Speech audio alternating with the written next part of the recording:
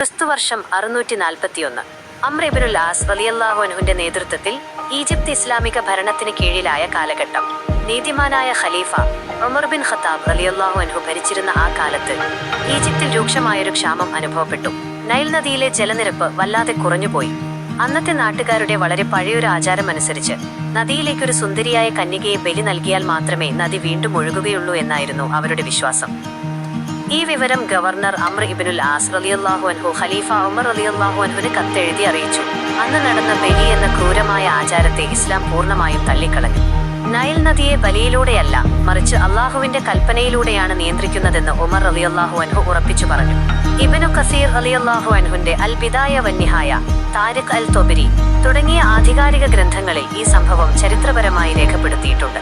ഖലീഫ ഉമർ റളിയല്ലാഹു അൻഹു നൈൽ നദിയിലേക്ക് എഴുതിയ കത്തിലെ വരികൾ ചരിത്രത്തിൽ ഇങ്ങനെയാണ് രേഖപ്പെടുത്തിയിട്ടുള്ളത്. അള്ളാഹുവിന്റെ ദാസനും വിശ്വാസികളുടെ അമീറുമായ ഉമർ ബിൻ ഖത്താബ് റളിയല്ലാഹു അൻഹു നൈൽ നദിയോട്, നീ നിന്റെ സ്വന്തം ഇഷ്ടപ്രകാരമാണ് ഒഴുകുന്നതെങ്കിൽ നീ ഒഴുകേണ്ടതില്ല. എന്നാൽ ഏകനായ അള്ളാഹുവിന്റെ കൽപ്പന പ്രകാരമാണ് നീ ഒഴുകുന്നതെങ്കിൽ നിന്നെ ഒഴുക്കാൻ അള്ളാഹുവിനോട് ഞാൻ പ്രാർത്ഥിക്കുന്നു. ഈ കത്ത് നദിയിൽ നിക്ഷേപിച്ചതോടെ അള്ളാഹുവിന്റെ അനുഗ്രഹത്താൽ നദി അത്ഭുതകരമായി ഉയരുകയും വീണ്ടും ഒഴുകാൻ തുടങ്ങുകയും ചെയ്തു. ഈ സംഭവത്തെക്കുറിച്ച് പണ്ഡിതന്മാർ അഭിപ്രായപ്പെടുന്നതിതാണ്, ഇതൊരു ചരിത്രപരമായ സത്യമാണ്. അള്ളാഹുവിലുള്ള ഉമർ റളിയല്ലാഹു അൻഹുവിന്റെ അടിയുറച്ച വിശ്വാസത്തെയും അള്ളാഹുവിന്റെ ദീനിന് മുൻപിൽ പ്രകൃതി ശക്തികൾ പോലും വഴങ്ങുമെന്നുള്ള സത്യത്തെയും ഇത് ലോകത്തിന് കാണിച്ചു കൊടുക്കുന്നു. ഈ ചരിത്രത്തെക്കുറിച്ച് ചോദിച്ചറിഞ്ഞ എല്ലാ പ്രിയപ്പെട്ടവർക്കും ഒരുപാട് നന്ദി. നിങ്ങളുടെ വിലയേറിയ അഭിപ്രായങ്ങൾ തുടർന്നും അറിയിക്കുമല്ലോ.